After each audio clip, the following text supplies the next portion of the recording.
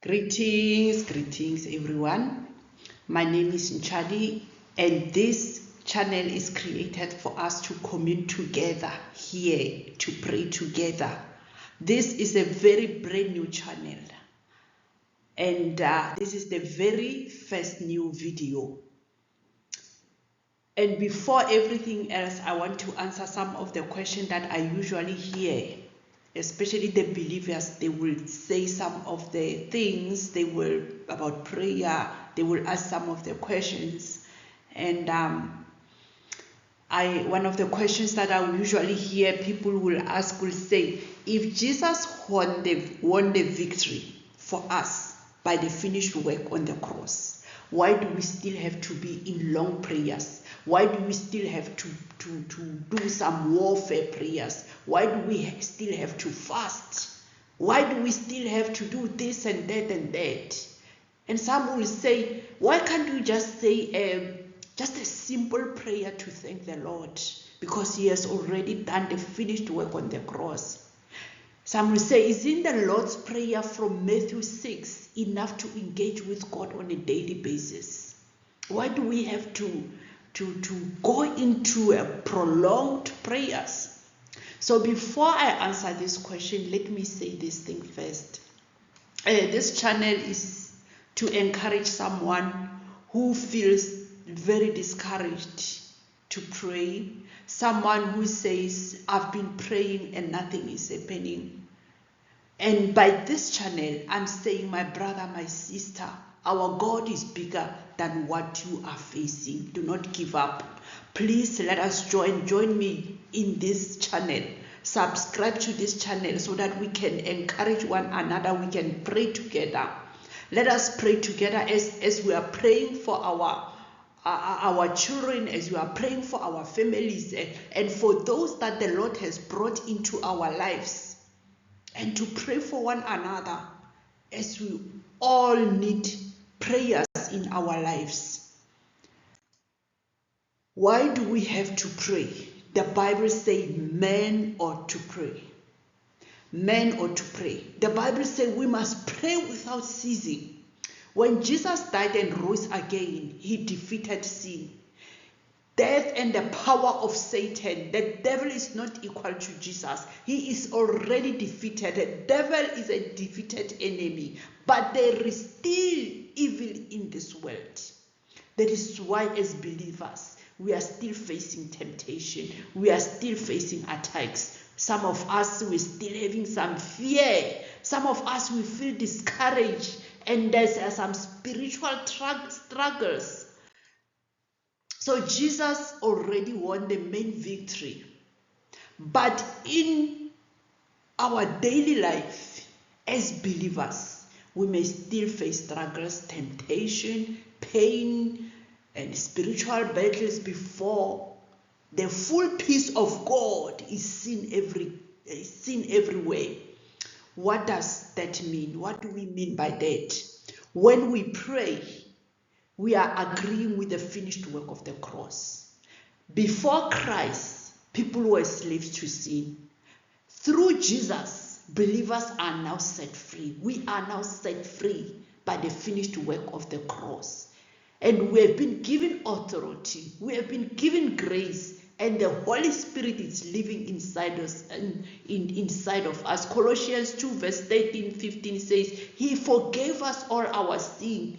He cancelled all charges against us. He has taken it away, nailing all charges against us. All charges that were for us, He has cancelled them from us. He has taken it away. He nailed it to the cross. This shows Jesus already won the victory over sin and the enemy. And when we pray, we are in agreement with the finished work of the cross. We thank the Lord Jesus for taking that for us. But that does not mean we must just relax. No, because the enemy will try to rob us of that freedom. And we need to fight to walk in that victory. We need to walk to engage to receive that freedom, because that's what the enemy is trying to do, to rob that from us. When James 4 verse 7 says, resist the enemy, he's saying that even though the enemy is defeated, he still tries to attack. A defeated enemy can still make noise. A defeated enemy still lies. He's still tempted. He's still the accuser of the brethren. Satan's main weapons are deception and temptation. He cannot overthrow Christ, but he tries to weaken the believers, distract them, and pull us away. He tries to pull us away from God. He doesn't want us to walk in this victory. And if we idle, we will become victims. We pray to invite God's rule into our lives, in our houses, in our homes, into our mind. And for God's rule in our mind, we need the word of God for that, for the renewal of our mind, so that we don't become the victim of the enemy.